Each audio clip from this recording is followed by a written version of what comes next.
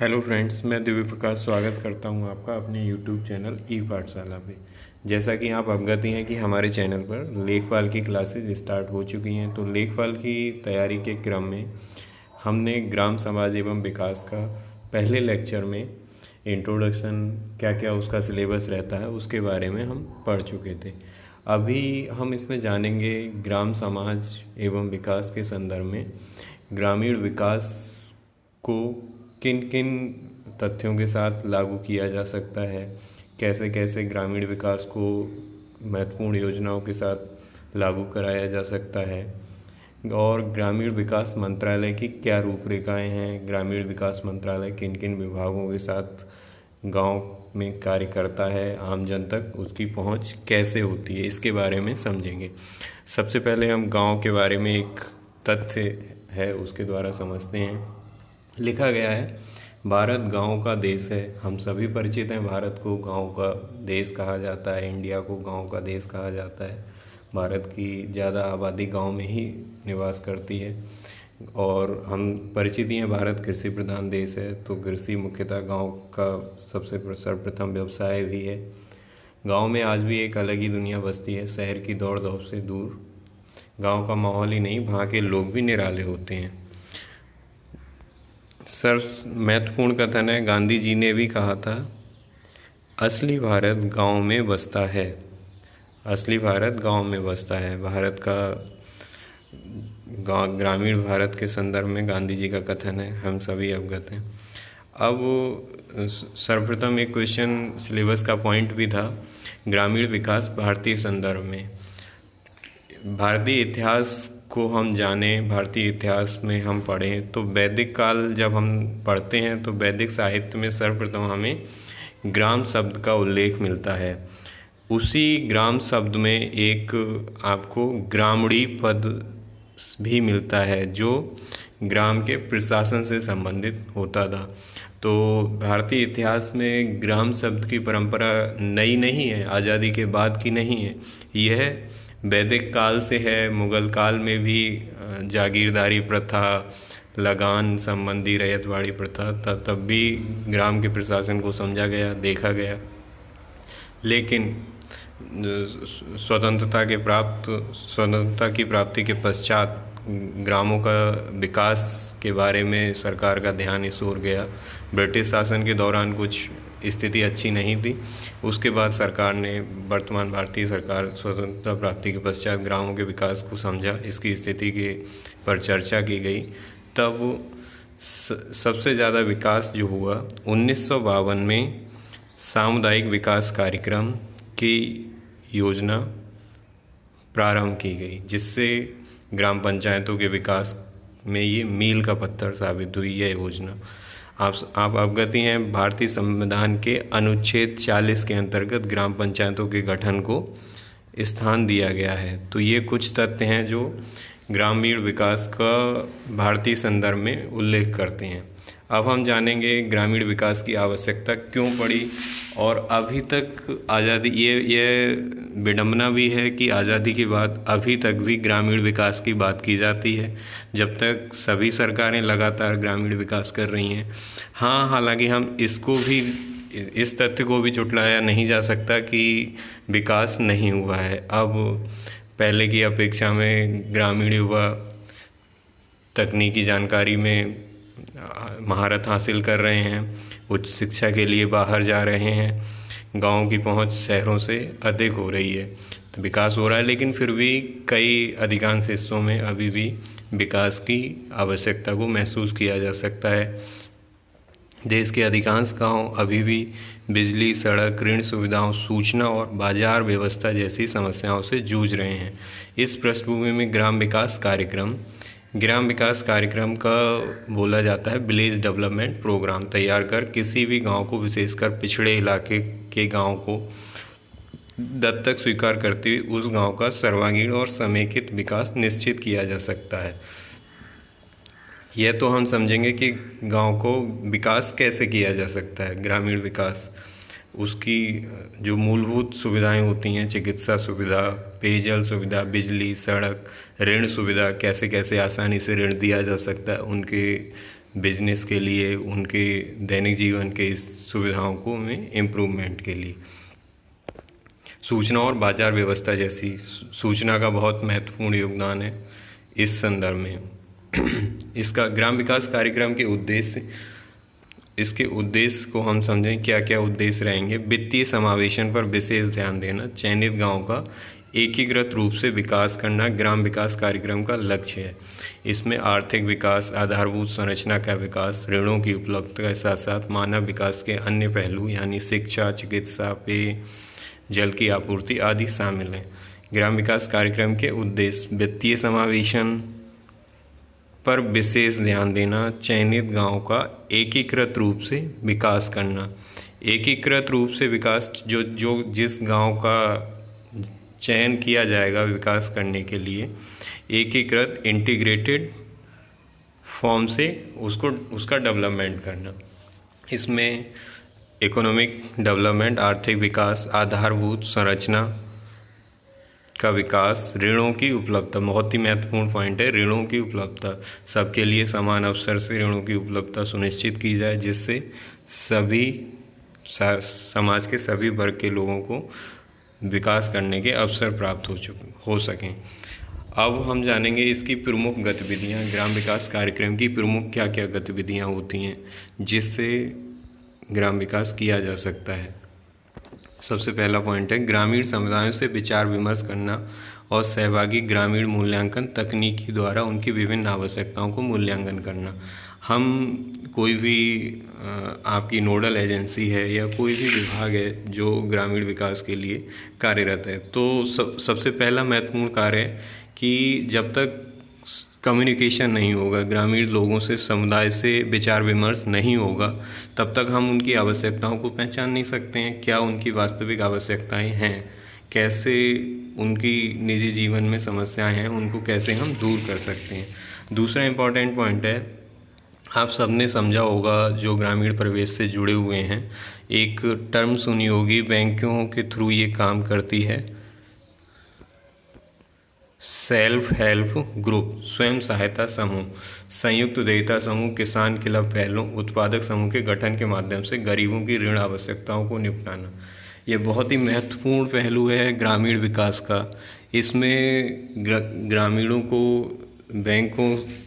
बैंकों के या ऋण एजेंसियों की सहायता से ऋण प्रदान किया जाता है, जिससे उनकी आवश्यकताओं की पूर्ति भी होती है। उनको ऋण की आवश्यकता है किसी काम को प्रारंभ करने के लिए, वो उन्हें आसानी से उपलब्ध हो सके। यह जानकारी इसलिए भी महत्वपूर्ण हो जाती है क्योंकि साहूकारों के चुंगल से छुटाना भी होता है हमारे किसान और ग्रामीण विकास के क्षेत्रों के व्यक्तियों को। इसलिए कृषि संबंधित कार्यों के लिए या अन्य कार्यों के लिए ऋण की उपलब्धता सहज हो, यह बहुत ही आवश्यक है। थर्ड पॉइंट हम चेक कर लेते हैं, ग्रामीण हाट, गांव के आसपास विकास, कौशल विकास, सूक्ष्म उद्यम विकास, उद्यमिता विकास कार्यक्रम सहित कृषितर गतिविधियां। आसपास के गांव में, जहां हाट से मतलब है बाजार का क्षेत्र, गांव के आसपास विकास, कौशल विकास बहुत महत्वपूर्ण है, ग्रामीण युवाओं का कौशल विकास, सूक्ष्म उद्यम विकास, माइक्रो एंटरप्रेन्योर डेवलपमेंट, उद्यमिता विकास, एंटरप्रेन्योरशिप डेवलपमेंट प्रोग्राम ग्रामीण युवाओं के लिए या ग्रामीण के क्षेत्र के निवासियों के लिए उद्यमिता विकास कार्यक्रम से कृषितर गतिविधियां, कृषि भी और कृषि के साथ साथ और गतिविधियां भी चालू की जाएं। नेक्स्ट पॉइंट है हमारा ऋण आवश्यकताओं का मूल्यांकन, कृषि ग्रामीण विकास परियोजनाओं का निर्माण। जो भी ग्रामीण विकास में संबंधित एजेंसी है वह सबसे पहले आवश्यकताओं का मूल्यांकन, जो भी उनको लोन प्रोवाइड कराया जाएगा, क्या क्या उनकी नीड्स हैं, उसकी रेटिंग करना, उसकी जानकारी एकत्र करना और उससे संबंधित परियोजनाओं का निर्माण करना।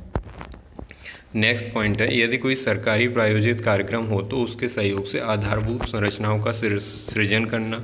इन संदर्भ में गांव के संयोजन, सिंचाई, सामाजिक आधारभूत संरचना आदि के लिए ग्रामीण आधारभूत संरचना विकास निधि से निधियों के आवंटन में प्राथमिकता दी जाए। विकास निधि के निधियों से आवंटन के लिए। आप समझ ही रहे हैं, विकास निधि ग्रामीण क्षेत्र के लिए MP लेड, आप समझते हैं सांसद क्षेत्रीय विकास निधि, इसी तरीके से MLA की निधि होती है।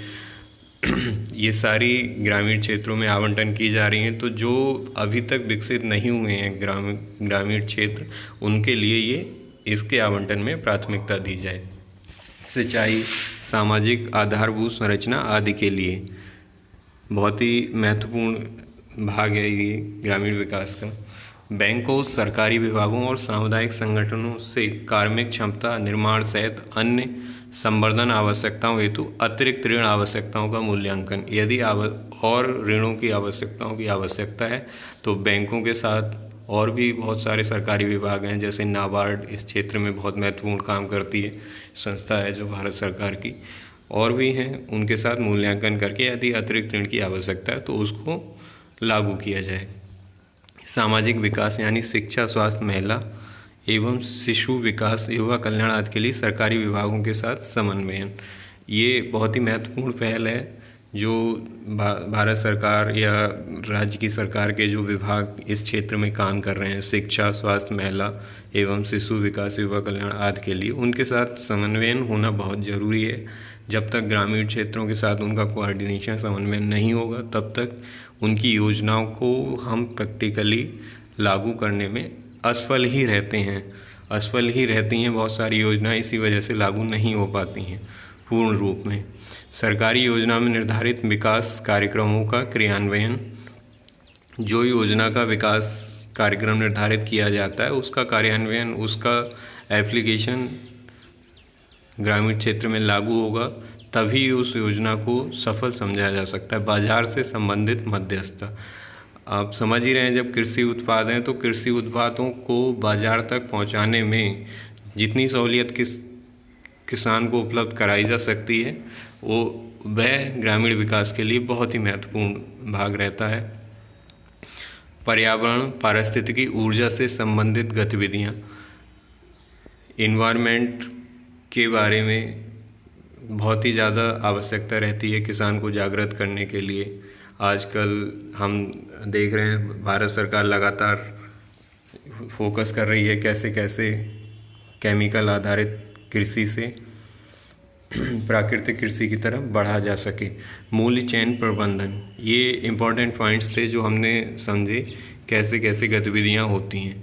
अब इसके आवश्यक क्षेत्र ग्राम विकास के 10 पॉइंट हैं जो मैंने कलेक्ट किए हुए हैं, जिन क्षेत्रों में अभी भी काम करने के लिए सरकार का यह बहुत ज़्यादा फोकस रहता है। सबसे पहला पॉइंट, पोषक सार हेतु सभी प्रकार की मिट्टियों की जांच करना और उर्वरक उपयोग संबंधी सुझाव देना।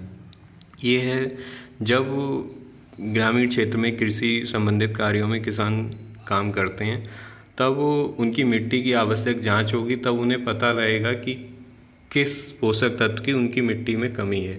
जब उनको पता रहेगा तब उनको उसी उर्वरक को उपयोग करने की आप सुझाव दे सकते हैं। उनको पता रहेगा नाइट्रोजन यूज करना है, यूरिया यूज करना है, फास्फोरस यूज करना है, तो वही पोषक तत्व वो यूज करेंगे, ना कि और सारे जनरल।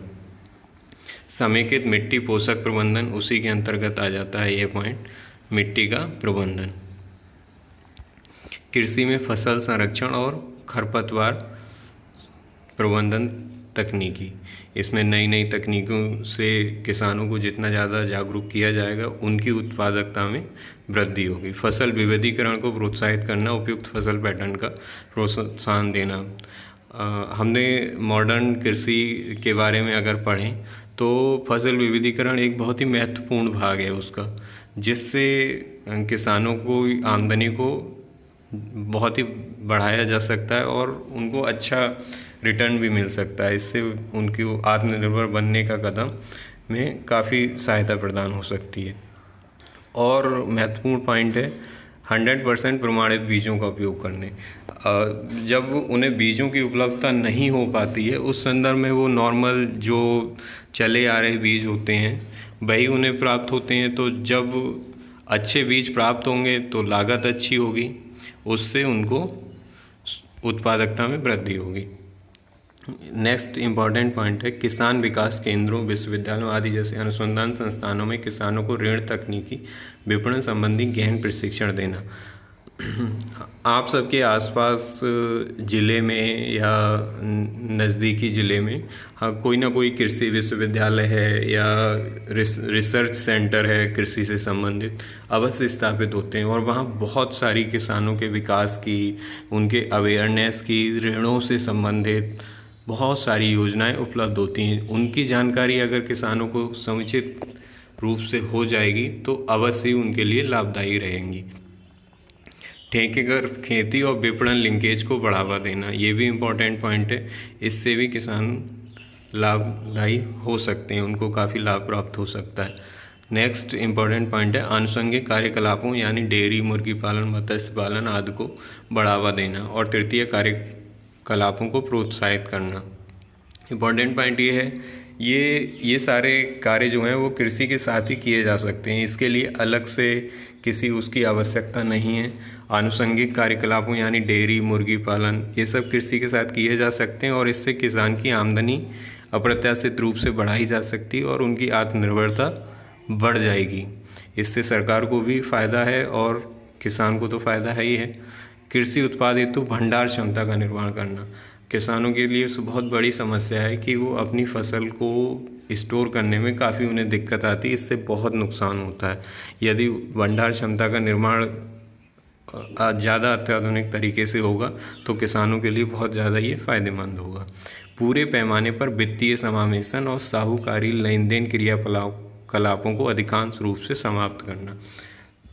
पहले भी हमने कहा यदि हम ऋण की उपलब्धता को आसान बनाएंगे और उसकी पहुंच को आम जनों, समाज के सभी वर्गों को ग्रामीण क्षेत्र के उपलब्ध कराएंगे तो ये साहूकारी लेन देन को हम समाप्त करने में जल्दी सफल होंगे।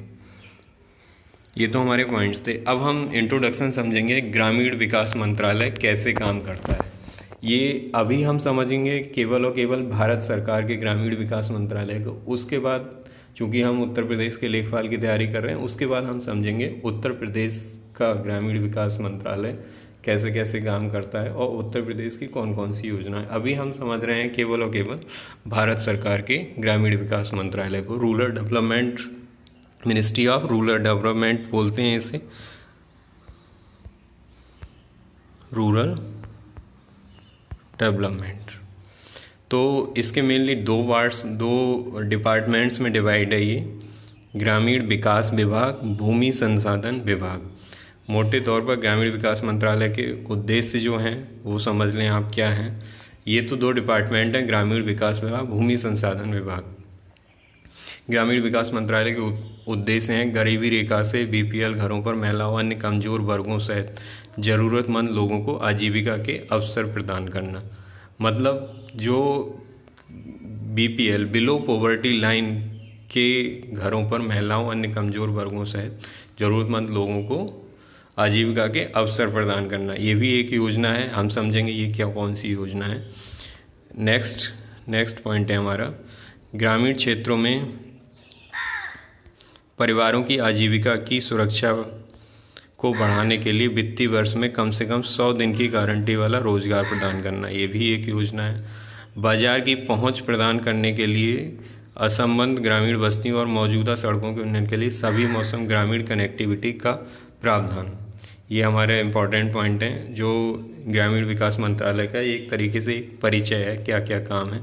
ग्रामीण क्षेत्रों में बीपीएल घरानों को बुनियादी आवास और आवास प्रदान करना, ग्रामीण क्षेत्रों में वृद्ध, विधवा और विकलांग व्यक्तियों को सामाजिक सहायता प्रदान करना। नेक्स्ट हम देखते हैं ग्रामीण जीवन की गुणवत्ता में सुधार के लिए ग्रामीण क्षेत्रों में शहरी सुविधाएं प्रदान करना। जब तक हम ग्रामीण क्षेत्रों की सुविधाओं में बढ़ोतरी नहीं करेंगे, उनकी जीवन में गुणवत्ता का सुधार नहीं किया जा सकता है।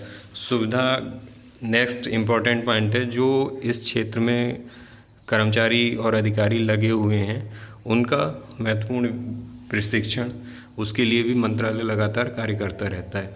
ग्रामीण विकास के लिए स्वैच्छिक एजेंसियों और व्यक्तियों की भागीदारी को बढ़ावा देना। अब इस संदर्भ में, ग्रामीण विकास के संदर्भ में, कई सारे विश्वविद्यालय, प्रशिक्षण संस्थान लगातार कार्य करते रहते हैं, तो वह सरकार के साथ मिलकर काम करते हैं। यह है भूमि संसाधन के लिए भूमि की खोई या कम उत्पादकता को बहाल करना। यह बार्टर से विकास कार्यक्रमों के माध्यम से किया जाता है और भूमिहीन ग्रामीण गरीबों को भूमि प्रदान करने के लिए प्रभावी भूमि सुधार उपायों की शुरुआत करता है। नेक्स्ट हम जानेंगे मंत्रालय विवरण।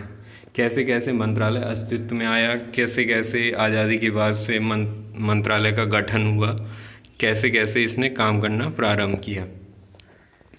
हम पढ़ चुके हैं ग्रामीण विकास तात्पर्य का लोगों की बेहतरी और सामाजिक परिवर्तन से। ग्रामीण विकास कार्यक्रम, भूमि सुधार, नियोजनों का विकेंद्रीकरण, ग्रामीण लोगों को बेहतर समय, ऋण की अधिक पहुंच की। प्रारंभ में विकास का मुख्य जोर कृषि, उद्योग, संचार, शिक्षा, स्वास्थ्य और संबद्ध क्षेत्रों पर रखा गया था। ये तब की बात है जब ग्रामीण विकास की परिकल्पना तैयार की जा रही थी। बाद में यह महसूस करते हुए कि त्वरित विकास केवल तभी प्रदान किया जा सकता है जब सरकारी प्रयासों को जमीनी स्तर पर प्रत्यक्ष और अप्रत्यक्ष रूप से लोगों की भागीदारी से पर्याप्त रूप से पूरा किया जा सकता है। तो जितने ज़्यादा पार्टिसिपेंट्स हम जोड़ेंगे किसी भी योजना में, उतना ज़्यादा हमारा कोई भी परियोजना, कोई भी योजना सफल मानी जाएगी। तो लोगों को प्रत्यक्ष और अप्रत्यक्ष रूप से से ज़्यादा जोड़ने के लिए। उसके बाद ये बहुत इम्पोर्टेंट पॉइंट है 31 मार्च 1952 को सामुदायिक विकास कार्यक्रम से संबंधित कार्यक्रमों को संचालित करने के लिए योजना आयोग, अभी नीति आयोग है, उससे पहले हम सभी परिचित हैं, योजना आयोग कार्य करता था। सामुदायिक परियोजना प्रशासन नामक एक संगठन की स्थापना की गई। 2 अक्टूबर 1952 को उद्घाटन किया गया सामुदायिक विकास कार्यक्रम का। ये आज़ादी के बाद पहला ग्रामीण विकास का एक समेकित विकास कार्यक्रम था, जो ग्रामीण विकास में बहुत ही महत्वपूर्ण मील का पत्थर था। इस कार्यक्रम में कई बदलाव हुए और विभिन्न मंत्रालयों ने इसे संभाला, क्योंकि मंत्रालय भी ये चेंज होता रहा। कभी ये कृषि मंत्रालय के अधीन रहा, कभी खादी और ग्रामोद्योग के उसमें अस्तित्व में रहा, तो ये मंत्रालय भी चेंज होता रहा। ये 1952 में सब शुरू हुआ। 1974 में खाद्य और कृषि मंत्रालय के एक हिस्से के रूप में ग्रामीण विकास विभाग अस्तित्व में आया। 18 अगस्त 19 ग्रामीण विकास विभाग को ग्रामीण पुनर्निर्माण के एक नए मंत्रालय में दर्जा दिया गया। आप समझेंगे इसके कैसे कैसे ये मंत्रालय अस्तित्व में आया, इसको कैसे कैसे परिवर्तन हुआ। 23 जनवरी 1900 इसका नाम बदलकर ग्रामीण विकास मंत्रालय कर दिया गया। तो सबसे पहले मंत्रालय का नाम 23 जनवरी 1982 को दिया गया। जनवरी 1985 ग्रामीण विकास मंत्रालय फिर से कृषि और ग्रामीण विकास मंत्रालय के तहत एक विभाग। आप समझ, ग्रामीण विकास मंत्रालय जैसे अभी इसके 2 विभाग हैं, ग्रामीण विकास और भूमि संसाधन, तब उस टाइम 85 में भी इसे एक विभाग बना दिया गया था। बाद में सितंबर 1985 में कृषि मंत्रालय के रूप में फिर से शुरू किया गया। फिर से इसे ministry of agriculture, ministry of farm के अंतर्गत काम करना शुरू कर दिया गया। जुलाई 1991 में विभाग को ग्रामीण विकास मंत्रालय के रूप में उन्नत किया गया। बाद में बंजर भूमि विभाग को इस मंत्रालय के तहत बनाया गया, जो भूमि संसाधन के रूप में अभी कार्यरत है। मार्च 1995 में मंत्रालय को ग्रामीण क्षेत्रों में रोजगार मंत्रालय के साथ तीनों ग्रामीण रोजगार, गरीबी उन्मूलन, ग्रामीण विकास, बंजर भूमि विकास के रूप में नामित किया गया। एक और चेंज था 19 में। ये देखें, एक और इम्पॉर्टेंट पॉइंट है, 1999 में ग्रामीण विकास और रोजगार मंत्रालय को ग्रामीण विकास मंत्रालय नाम दिया गया। इसको फिर से चेंज हुआ। इसमें यह मंत्रालय व्यापक स्तर पर कार्यक्रमों को कार्यान्वयन के माध्यम से ग्रामीण क्षेत्रों में परिवर्तन को प्रभावित करने वाले उत्प्रेरक के रूप में कार्य कर रहा है। अभी भी कार्यरत है वही उसी के साथ। वर्षों से अनुभव प्राप्त के साथ कार्यक्रमों के कार्यान्वयन में और गरीबों की महसूस की जरूरतों के जवाब में कई कार्यक्रमों को संशोधित किया गया, नए कार्यक्रम पेश किए गए हैं।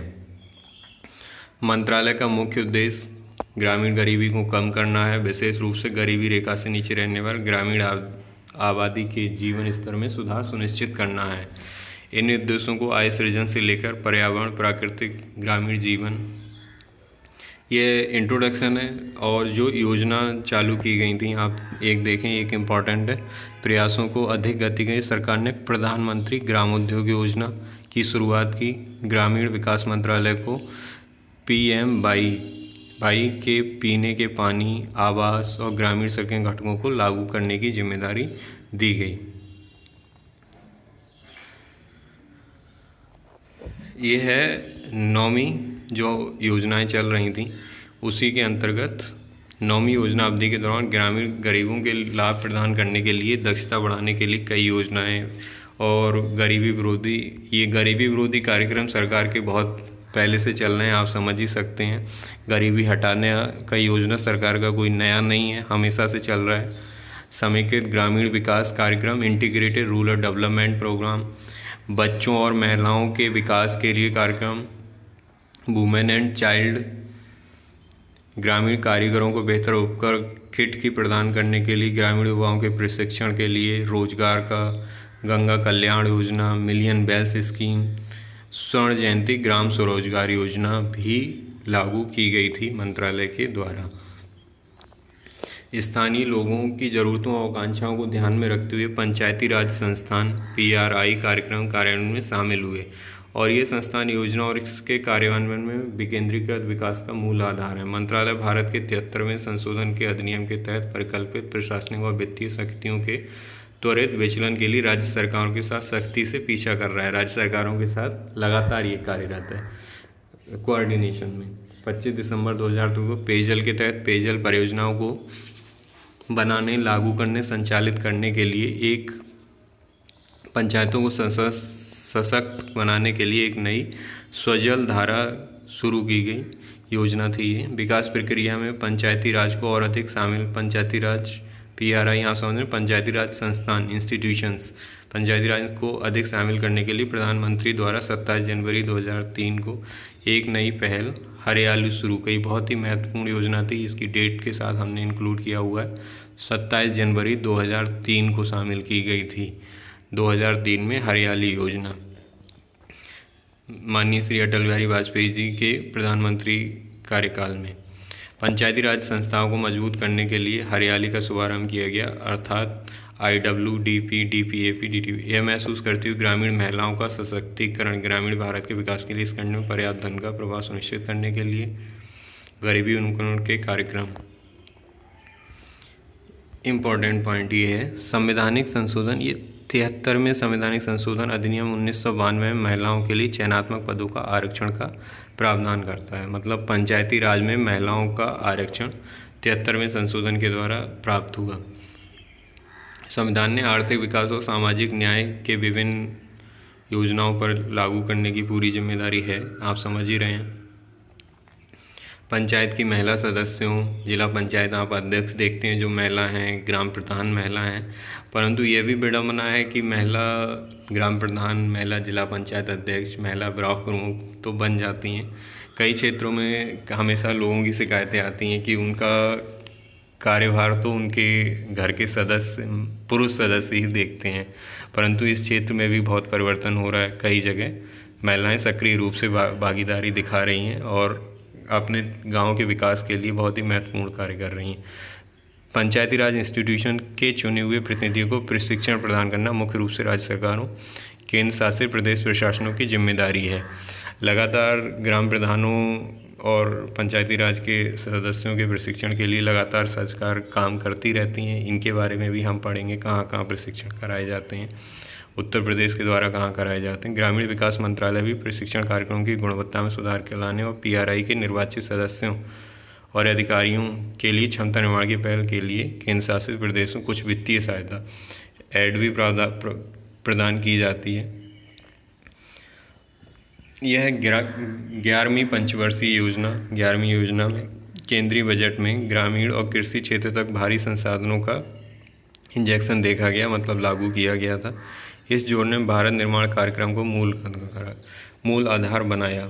महात्मा गांधी राष्ट्रीय रोजगार गारंटी अधिनियम मनरेगा ने एक प्रमुख आधार प्रदान किया। हमें पता है कितनी महत्वपूर्ण योजना है, आर्थिक सशक्तिकरण के लिए लगातार कार्यरत है ये। पेयजल और स्वच्छता विभाग को 13 जुलाई 2011 से ग्रामीण विकास मंत्रालय से अलग कर दिया। अब इसका नाम जो है पेयजल और स्वच्छता मंत्रालय है। वर्तमान समय में भी ये अलग कार्यरत है, 2011 के बाद इसे अलग कर दिया गया।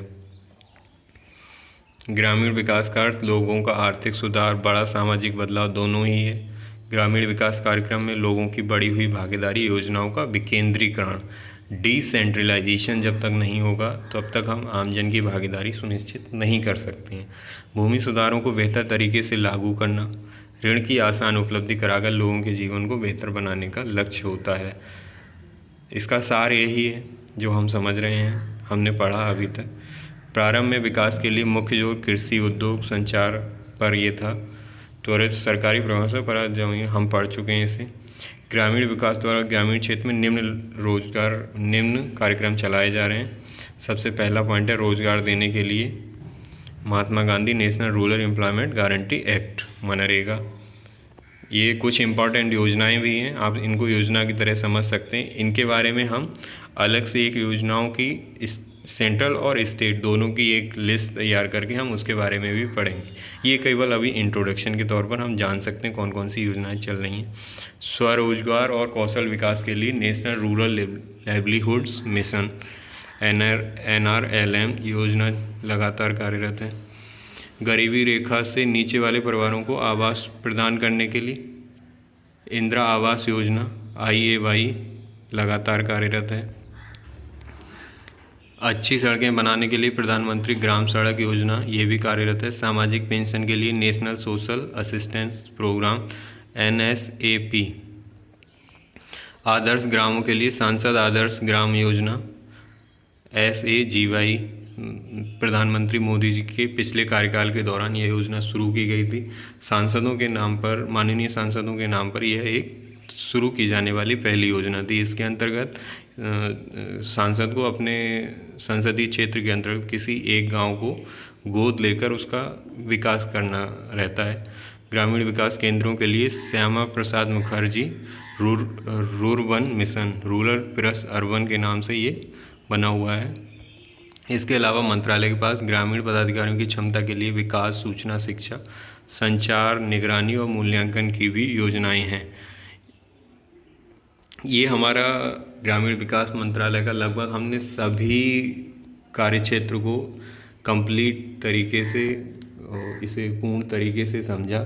इसको कैसे कैसे इसका गठन हुआ, कैसे मंत्रालय अस्तित्व में आया और कैसे कैसे ग्राम विकास किन किन क्षेत्रों से किया जा सकता है, हमने लगभग सभी क्षेत्रों को इसमें इंक्लूड किया हुआ है।